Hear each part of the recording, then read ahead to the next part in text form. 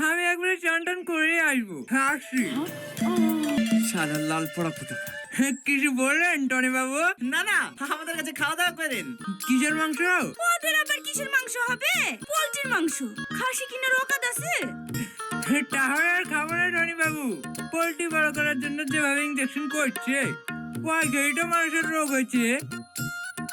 আমাদের খাসির মাংস আছে, আর ম্যাডামের হাতে রান্নার যে টেস্ট, আহা কি বলবো। আরে কাদেরকে খাওয়ার কথা বলছেন সুদীপ বাবু? ওদের পোল্ট্রি খাওয়াবো, পোল্ট্রি খাবে। হ্যাঁ, কুকুরের পেটে কি আর ঘি সহ্য হয়? লেন সুদীপ বাবু, আসার সময় বাজার থেকে দই আর মিষ্টি নিয়ে আসবেন। আরে খাওয়াটা কি হবে?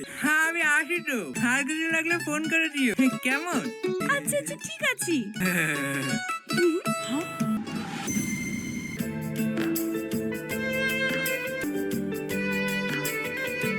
কত ভালোবাসি তোরে, বুঝলি না তো মন